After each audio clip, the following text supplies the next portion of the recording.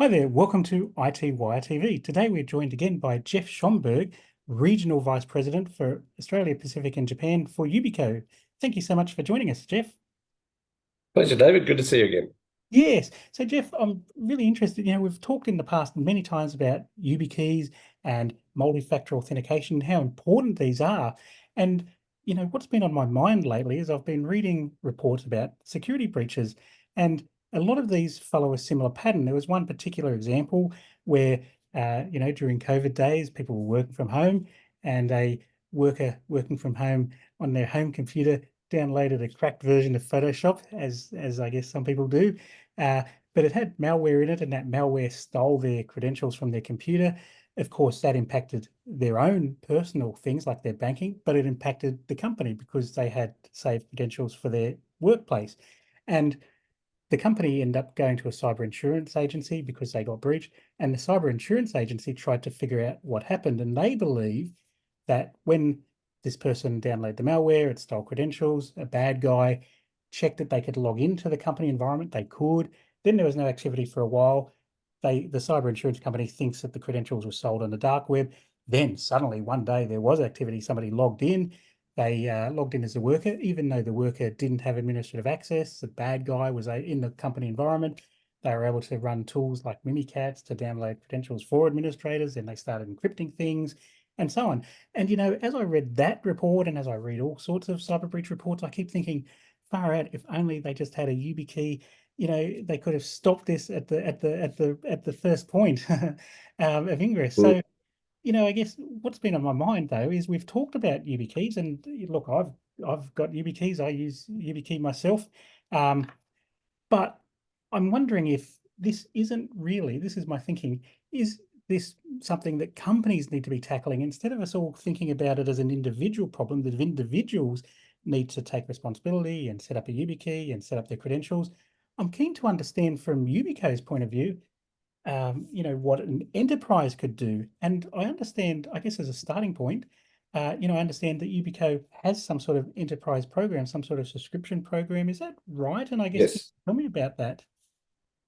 Yeah, look, you're absolutely right there, David, is that the enterprise does need to think about securing themselves differently in the modern world. And the example that you gave is very, very common. And that finding a way in, getting credentials off the dark web and doing damage that way. So look, we do have our YubiKeys, and it's basically available for anyone that has a username and a password to provide strong authentication.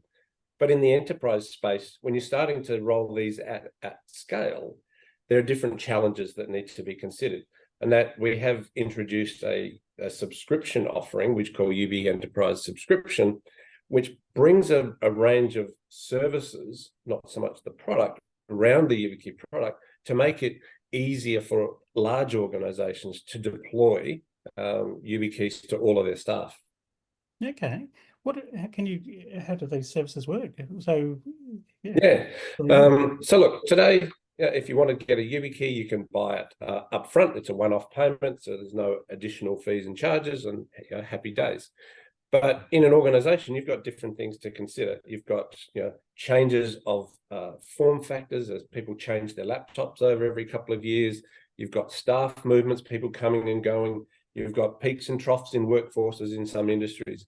So all of those sort of lend themselves to a solution that actually addresses that and still provides the ability to have strong authentication for all of those workers.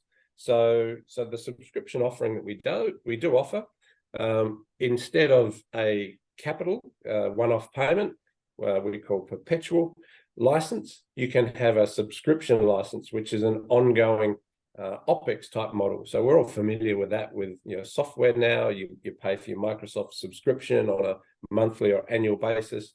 We've now created a hardware as a service or subscription where you can have your YubiKeys over that period of time. What that brings with it then is a range of benefits. So there's a fixed price, which is nice because you've got a fixed price for that subscription term. If you're familiar with the keys, some of them have slightly different pricing depending on which model you choose. We've taken that and made it a flat rate for any key in that range, so you don't have to worry about budgeting. But I think the two main benefits come in terms of the add-ons. If someone under this model wants to buy a second key per user, and we'll talk about best practices of having two keys, we give a discount up to 25% for those second keys. And we also give an annual replenishment stock, again, up to 25% of your fleet is available each year, and that's included in the price. Why is that a good thing? Because you don't have to worry about staff turnover. So, what typically happens, and we have a large bank as a customer that said, look, when someone leaves, we want to bring the key back, we'll repurpose it and then issue it to the new staff member. Okay, that's fine. The keys that can happen. But they then realize that when they're doing that with a turnover of 10 or 12% on a very large workforce, that created a lot of work that didn't add a lot of value. So their policy then changed, well, look, take the YubiKey with you. We'll disable you in our systems, so there's no security risk. The key can't be used to access the corporate systems, but we'll just issue the new staff member with a new key out of stock. And that takes away a lot of that pain. And there's, under the subscription model, there is no detraction or financial impediment to that because it's included in the price. Yeah, that's wonderful. That makes a lot of sense. I appreciate that. And that's interesting what you say about the flat price. So, I know that there's a great range of options. You can have the YubiKey, the bio one I particularly like because you touch it, but obviously that's more expensive than the other model. So really this takes away a lot of barrier, doesn't it? That's excellent. Well, I think so. And, it's been deliberately designed that way to take away some of those things that the IT department shouldn't be worrying about. Shouldn't be worrying about, what form factor do I need? How do I cope for staff turnover? The IT department and the cyber team should be worrying about keeping the organization secure and making sure that everyone's got a YubiKey and everyone is using strong phishing-resistant authentication to keep the organization safe. So we've taken away some of that pain and deliberately designed the offering to suit that and make it easier for organizations to deploy at scale. Yeah, fantastic. That's interesting. What about the software tools, for example, for an enterprise? This is probably a bit of an ignorant question on my part, but I'm thinking, a company might roll out a fleet of headsets, for example, and then can monitor that the firmware is up to date, or things like that, or say you roll out any software, you can see that all the machines are up to date with the definitions. Is there some equivalent at an enterprise level for YubiKey? Well, that's a really good question, a very common question that we get asked a lot. How do I manage these? And really, that's a question based on legacy authentication methods, and we often refer to that as PTSD, post-token stress disorder.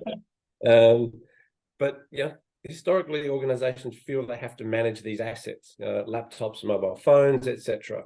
So when it comes to authentication, the key really is more of a commodity, because it is not just a business tool. It can be used for protecting your personal accounts as well.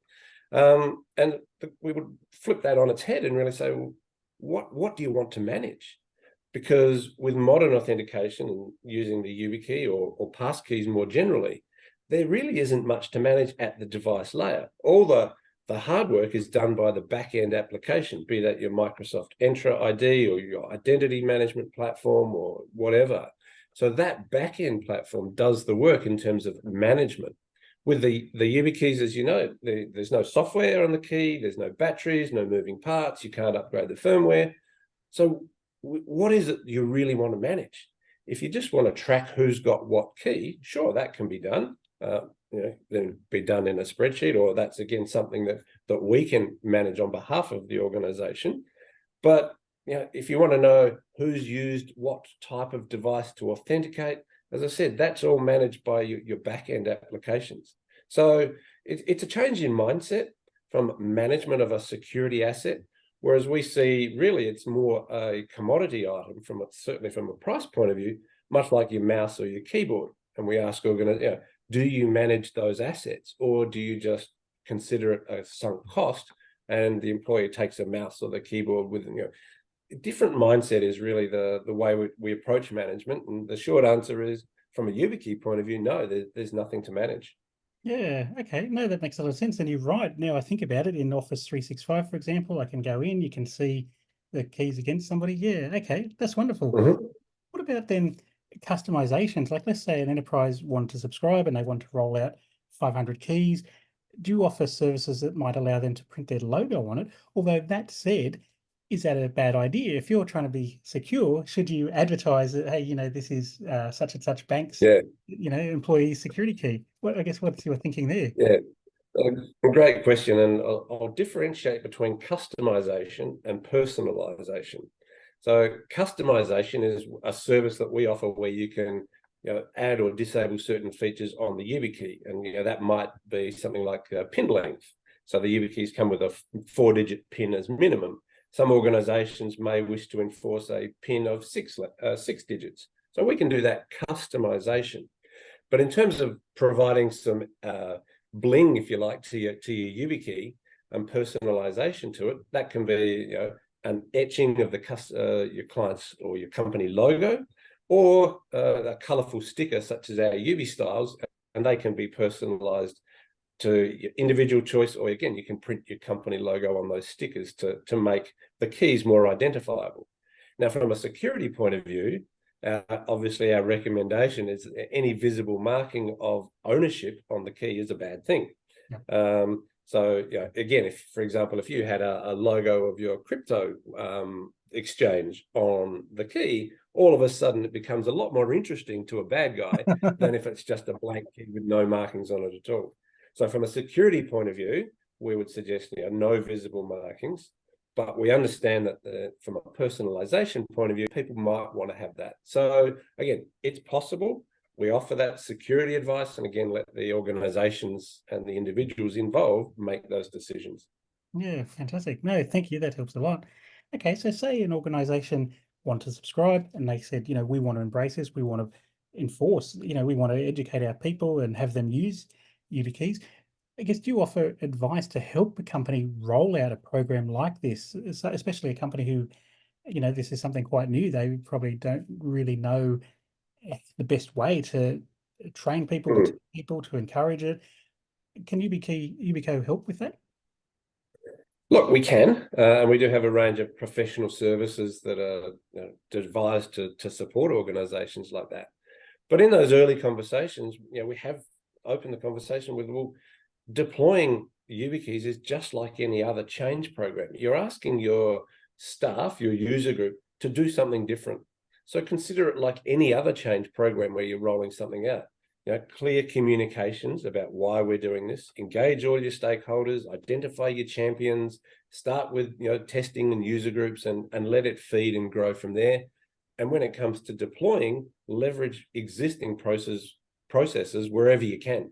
You've already got a process of issuing an ID badge or a computer, leverage those processes. Don't make it more complicated than it needs to be. And look, based on our experiences where we've done this for many large-scale rollouts here in Australia, Asia, and the rest of the world, we've developed our best practice guide. And that's something that you can download from the internet, no problem there. And really, there are 4 main steps, and it's not any different to any other change program. Go through your planning process, think about how you're going to leverage those processes, existing processes, to get keys into people's hands, how are you going to onboard them, etc. Empowering those users, finding those champions, giving them the access to try it and get feedback. And we often find developing an internal FAQ, frequently asked questions document, and publishing that is a really good way to get things rolling. Training and support, making it comfortable for people to adopt this new way forward. And then, of course, launch, cut it over, make it go live, and then start to report on feedback and usage, and gather all the information you can about how you can make it easier in an ongoing sense. So really, we see it as just any other change program, but there are certain things, as I said just then, that you should consider from a deployment of a physical product like the YubiKey. Yeah, wonderful. No, I appreciate that. And I suppose, just going back to that subscription program, because I think that's really interesting. I like that you said, you can get any key within the range. It's a flat fee, because one thing I would have asked was, what's the, I guess, the bare minimum key you'd recommend if you don't want to pay for the bio or something. But if you can get those, then that's great. But I suppose one question that I have is, do you offer tiered pricing? Like maybe, does the price per key for the subscription change based on the quantity that you order? Is there, incentives for people with larger fleets? Yeah, look, in this part of the world, we sell exclusively through our channel partners, and they will manage the end user, the customer pricing there. And typically, yes, tiered pricing, obviously, the higher you go in terms of volumes, the better it is and easier to manage, and happy to pass on those economies of scale. But ultimately, that's a decision that rests with our retailers to be able to offer that. And we obviously encourage that, but ultimately I can't control that, and don't wish to. So we leave it in their hands. But in terms of tiers, as you mentioned, we've got a number of product ranges, and each of those product range has its own price points. So, for example, the FIDO only security key comes at a different price to the multi-protocol YubiKey 5s, or at a different price to the Bio key, or for those that need the FIPS certification, there's a certification tier as well. But any key within that range in the tier, we've tried to keep it simple and make that within each tier, the pricing is the same no matter which key you buy. Yeah, fantastic. Okay, I've got it. You've been really helpful with retailers, just to check. Presumably, if I go to yubico.com, I can look there for a list of sellers available in the area. Sure. Yes, we have a reseller locator. So up at the top of the web page, it just says resellers. Click on that, click on the country, assuming we're talking Australia, but any country in the world, and that will bring up the list of authorized and certified resellers that have been through that program. But of course, there are many, many others. But the ones that we're listing there are those that have been through the Yubico brainwashing, but they're engaged and fully supporting of the Yubico product. Yeah, wonderful. No, thank you. I suppose Geoff, you've been awesome as always. You've answered everything I thought of. I suppose, are there any other bits of general wisdom or advice you have about rolling out a YubiKey program in an enterprise? No, I think we've covered it, David. I said, treat it like any other change program. Consider the human factors of what facilitates adoption. How do you overcome those perceived barriers? Because in a lot of cases, they are perceived as, oh, it might be too hard. And when people start to do it, they realize it's actually not that hard.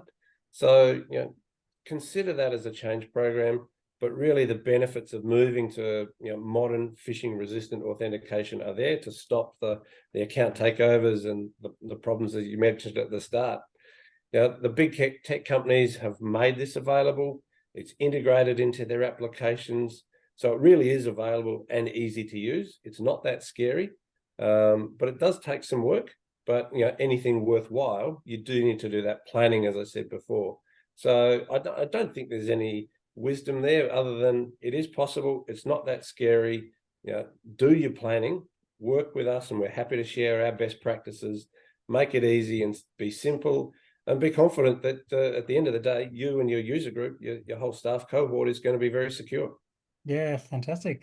No, that's been awesome. There's an old joke people make about, the best time to plant a tree was 20 years ago, but failing that, the second best time is today. I suppose when it comes to preventing cybersecurity breaches, the best time to adopt a hardware-based multi-factor authentication solution is, already, but at the very least, today. Yeah. Look, and Rome wasn't built in a day. There's another old saying, and you don't have to roll it out to all of the workforce in one big bang. Start small, grow from there. As it's like your tree, plant the tree now and then watch it grow. And start with YubiKeys in small user groups, find your champions and let it expand from there as it infuses throughout the organization that there actually is a better way and it's not that scary. Yeah, wonderful. No, thank you, Geoff. You've been awesome as always. I appreciate your time. Pleasure, David. Always good to chat, mate.